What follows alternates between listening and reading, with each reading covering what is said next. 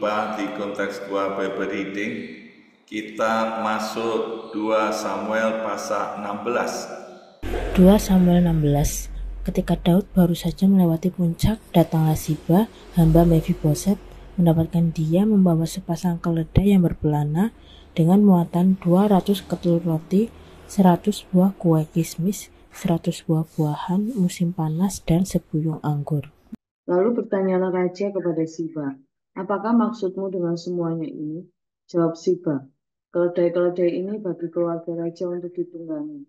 Roti dan buah-buahan ini bagi orang-orangmu untuk dimakan, dan anggur ini untuk diminum di padang gurun oleh orang-orang yang sudah lelah. Kemudian bertanyalah raja, di manakah anak tuanmu? Jawab Siba kepada raja, ia ada di Yerusalem sebab katanya, pada hari ini kaum Israel akan mengembalikan kepadaku kerajaan ayahku. Lalu berkatalah raja kepada Siba, kalau begitu kepunyaanmu lah segala kepunyaan Mefiboset. Kata Siba, aku tunduk. Biarlah kiranya aku tetap mendapat kasih di matamu ya Tuanku Raja. Ketika Raja Daud telah sampai ke Bahurim, keluarlah dari sana seorang dari kaum keluarga Saul, ia bernama Simei bin Gera. Sambil mendekati raja, ia terus menerus mengutuk. Daud dan semua pegawai Raja Daud dilemparinya dengan batu.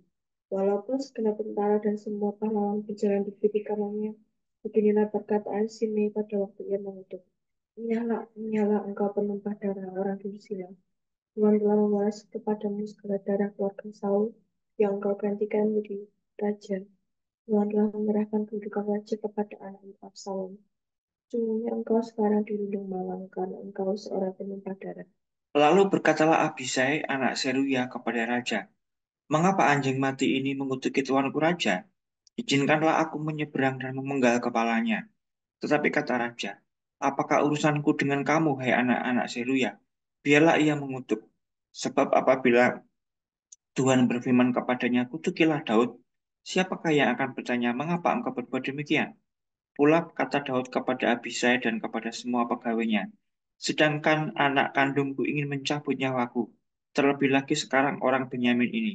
Biarkanlah dia dan biarlah ia mengutuk, sebab Tuhan yang telah berfirman kepadanya demikian.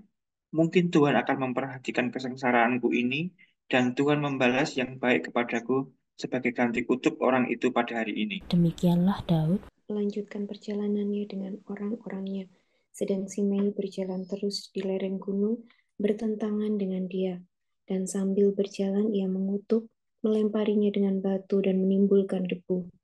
Dengan lelah sampailah raja dan seluruh rakyat yang ada bersama-sama dengan dia ke Yordan, lalu mereka beristirahat di sana. Maka Absalom dan seluruh rakyat orang-orang Israel sampailah ke Yerusalem, dan Ahitofel ada bersama-sama dengan dia. Ketika Husai, orang Arki, sahabat Daud itu, sampai kepada Absalom, berkatalah Husai kepada Absalom, hiduplah raja, hiduplah raja. Katalah Absalom kepada Husai, inikah kesetiaanmu kepada sahabatmu? Mengapa engkau tidak pergi menyertai sahabatmu itu? Lalu berkatalah Husai kepada Absalom, tidak, tetapi dia yang dipilih oleh Tuhan dan oleh rakyat ini, dan oleh setiap orang Israel, dialah yang memiliki aku, dan bersama-sama dengan dialah aku akan tinggal. Lagi pula, pada siapakah aku memperhambakan diri? Bukankah kepada anaknya? Sebagaimana aku memperhambakan diri kepada ayahmu, demikianlah aku memperhambakan diri kepadamu. Kemudian berkatalah Absalom kepada Ahitofel, berilah nasihat, apakah yang harus kita perbuat? Lalu jawab Ahitofel kepada Absalom, hampirilah gundik-gundik ayahmu yang ditinggalkannya untuk menunggu istana. Apabila seluruh Israel mendengar bahwa engkau telah membuat dirimu dibenci oleh ayahmu, maka segala orang yang menyertai engkau akan dikuatkan hatinya. Maka dibentangkanlah kemah bagi Absalom di atas sotoh, lalu Absalom menghampiri gundik-gundik ayahnya di depan mata seluruh Israel.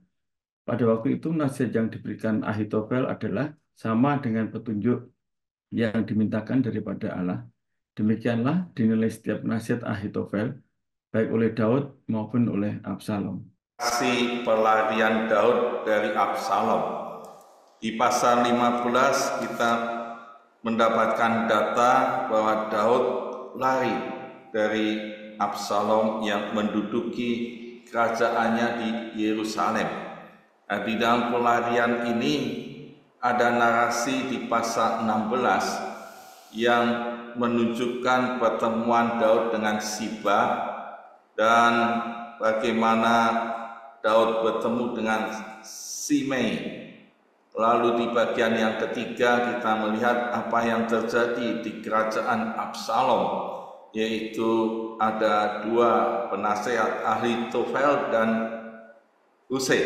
Ya, kita tahu bahwa Husai ini yang diutus Daud ke Yerusalem untuk berjumpa dan mengikuti Absalom. Bagian pertama di ayat 1-4, Daud ternyata ditipu dengan Seba. Kalau kita melihat narasinya bahwa Seba ini pada waktu Daud melewati puncak, Seba ini hamba Mephiboset. Dia membawakan keledai dan makanan dan anggur.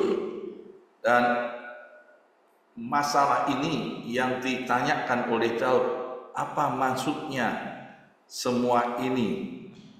Lalu Seba mengatakan, keledai-keledai ini bagi keluarga raja untuk ditunggangi, buah-buah ini bagi orang-orang untuk dimakan, dan anggur ini untuk diminum di padang gurun bagi orang-orang yang sudah lelah. Lalu Daud sekarang tanya soal tuannya, Mephiboset, ini bagaimana kok tidak ikut? Jawabnya, ia ada di Yerusalem sebab katanya pada hari ini kaum Israel akan mengembalikan kepadaku kerajaan ayahku. Bagaimana respon Daud pada waktu Siba mengatakan demikian? Ternyata Daud tergesa-gesa. Daud mengambil satu keputusan yang sebetulnya ini penting sekali buat Mephiboset. Dan jawab Daud di ayat 4, kalau begitu kepunyaanmu lah segala kepunyaan Mephiboset. Kata Siba, aku tunduk, biarlah kiranya aku tetap mendapat kasih di matamu, ya Tuanku Raja. Jadi narasi ini kalau nanti kita bandingkan di pasal 19 ayat 24-30, pada waktu Daud kembali ke Yerusalem, dia berjumpa dengan Mephiboset dan ditanyakan hal yang sama, kenapa kamu tidak ikut kepada aku? Dan Mephiboset katakan, ya saya ditipu oleh Seba karena aku timpang suruh naik keledai, tapi ternyata ya ditinggal. Dan Mephiboset tahu bahwa Seba memfitnah dia. Dan Daud kata, sudah tidak usah berpikir lagi karena aku sudah ngambil putusan itu. Maka Mephiboset mengatakan, diambil semua pun tidak masalah, asal saya bisa bersama dengan Tuan Raja ini. Dan pada waktu dia diangkat pun, dia tahu bahwa siapa dia. Dia ngaku, saya ini seperti anjing mati, tapi Raja Daud menerimanya, makan bersama dengan satu meja dengan Raja Daud. Ini kasih karunia. Dan kalau soal harta milik, Mephiboset merelakan itu. Tetapi di ayat 1-4 ini apa yang kita bisa pelajari? Ternyata Daud tertipu.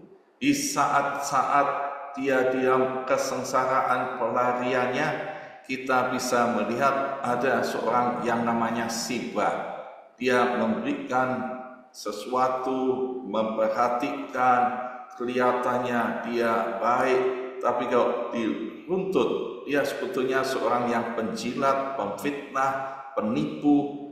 Dan Daud lengah karena pada waktu dia membutuhkan perhatian, di mana dia diberontak oleh Absalom, ada orang yang tepat waktu dia bisa menjilat Daud, mendekati Daud demi dan untuk kepentingan kepunyaan Mephiboset diambil. Dan ini kita bisa mendapat pelajaran dari Daud di dalam mengambil keputusan bagi orang-orang yang kelihatannya dekat, suka menyanjung dan memberi sesuatu. Perlu hati-hati kalau dia penjilat, dia penipu, dia pemfitnah, maka perlu tanya Tuhan lagi Daud. Yang kedua, kita melihat di pelarian ini ternyata ada keluarga Saul yang bernama Simei ini mengutuki Daud, melempari dengan batu. Dia merasa ini Daud sudah ditinggalkan Tuhan, dia saatnya untuk dikutuki. Dan Daud bersama orang-orangnya yang melarikan diri dari Absalom menerima ini kesengsaraan yang diterima pada waktu itu. Dan bagaimana Daud meresponi Simei yang mengutuki pada waktu dia lari. Yang pertama, kita melihat respon Daud yang pertama, yaitu dia menyerahkan itu pada Tuhan. Ya, mungkin ini Tuhan berfirman melalui Simei ini untuk mengutuki. Ya, kalau itu dari Tuhan, Daud menerima. Ya, sekalipun memakai orang yang jahat seperti Simei ini, dia tetap berpikir dengan baik. Dari sini kita bisa melihat respon Daud ini, yaitu dia bertobat betul. Ya, Daud bertobat dalam arti begini. Waktu ketemu dengan suami, yaitu suaminya Batseba, Uria ini, dia bisa punya power, punya kekuasaan, bisa membunuh dia menurut kehendak Daud. Tapi dalam kasus ini kita bisa melihat Abisai, yaitu pahlawannya Daud, dia katakan ini masakan dia menghina Tuhan ini, seperti mengapa anjing mati ini mengutuki tuanku raja. Ya, dia izin kalau bisa saya penggal kepalanya. Dan mestinya Daud punya kuasa kalau dia bisa membunuh suami Batseba Uria. Tapi di sini kita melihat bagaimana Daud bertobat sungguh. Sekarang dia tidak menggunakan kekuasaannya Abisai, pasukannya, pahlawannya. Dia sudah siap memenggal ini Simei. Tapi Daud justru katakan, jangan. Ya, apa urusanmu dengan aku? Ya, Daud tidak mau menggunakan kekuasaan itu. Dan dia juga menyerahkan kasus ini kepada Tuhan karena dia menghibur dengan catatan demikian. Sedangkan anakku sendiri ingin mencabut nyawaku. Terlebih sekarang orang Binyamin ini, Simei. Ya, Daud menyerahkan semua itu pada Tuhan. Artinya, ya ini anak saya saja bisa mau mencabut nyawanya. Kalau dia cuma sekedar mengutuki, biarkan saja. Lalu yang ketiga, kita lihat respon Daud di ayat 12. Mungkin Tuhan memperhatikan kesengsaraanku ini, dan Tuhan membalaskan yang baik kepadaku sesuai ganti kutuk. Apa yang dia kutuk Simei, Tuhan bisa memberikan kasih setianya. Kutuk itu bisa jadi berkat. Ya, saudara, ini iman Daud luar biasa. Dan di sini kita bisa melihat kerendahan Daud pada waktu dia merespon dikutuk Simei. Dia menunjukkan pertobatannya yang sungguh-sungguh. Dia tidak menggunakan kekuasaannya untuk memenggal orang yang mengutuki, dan dia tetap berserah pada Tuhan karena dia yakin Tuhan bisa mengubah yang sengsara, yang mengutuk jadi berkat karena kasih setianya. Dan ini yang kita bisa teladani dari prinsip-prinsip pada waktu Daud lari dari Absalom. Dia ada di pelarian, kesengsaraan itu terjadi, tapi dia mulai dididik oleh Tuhan untuk hidup benar, hidup taat, hidup rendah hati, hidup beriman. Dan ini Tuhan terus menunjukkan. Dan bagian yang ketiga ini Husai diterima Absalom. Kita melihat ternyata Husai menipu Absalom. Dia pada waktu Absalom ada di Yerusalem, dia tidak masuk pada rombongan. Rombongan itu ada di penasehat yang pertama, yaitu Ahitofel. Tapi Husai menemui Absalom dengan satu perkataan, hidup raja, aku hanya menjadi hambamu. Dulu sudah menjadi hamba ayahmu, sekarang menjadi hamba anaknya. Dan ini diterima karena dia bisa merekayasa, dia bisa menyanjung, dan ternyata orang yang paling bahaya di kerajaan Absalom yaitu Husai, karena dia ditempatkan sebagai informan yang menjadi penasehat untuk Daud. Nah, ini yang terjadi. Tapi kalau melihat Ahitofel, kita bisa melihat nasihatnya itu, hampiri aja gundik-gundik ayahmu di depan seluruh orang Israel. Ini persis yang dinubuatkan oleh Nathan. Ini terjadi. Kejahatan dibiarkan oleh Allah untuk menggenapi itu yang dinubuatkan Nathan. Tapi kalau melihat secara natural, ini ternyata Ahitofel ini punya anak dan punya cucu. Suaminya cucu ini ternyata Batseba. Sudah lihat di pasal yang ke-11, ternyata ayahnya Batseba ini itu Eliam. Dan Eliam ini anaknya Ahitofel di pasal 23 ayat 34. Jadi rupanya Ahitofel membalas dendam bagaimana ini Daud yang membuat jahat, dan dia menasihati, tapi dalam nasihatnya sesuai dengan yang dinubuatkan, dan ini terjadi. Jadi amanat teksnya bahwa Allah tetap terus menolong orang yang bertobat.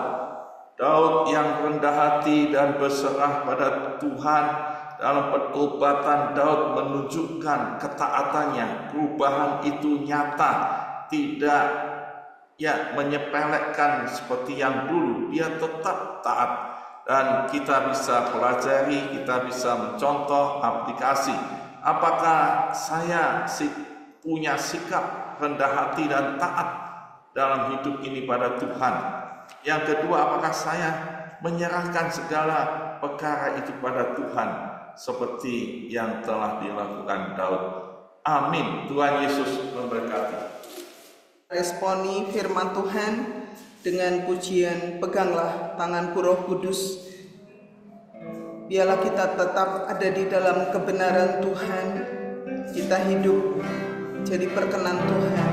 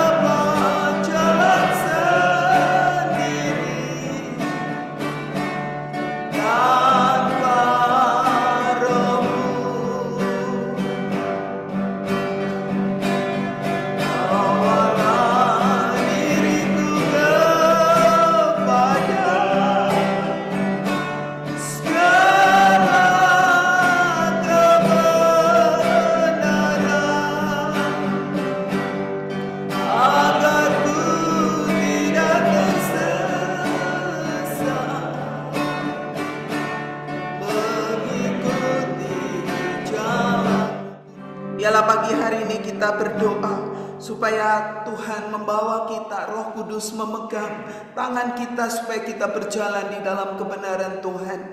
Kerendahan hati Tuhan ada dalam kita dan kita mau taat melakukan apa yang menjadi perintah Tuhan hari ini dan menyerahkan segala perkara kita kepada Tuhan.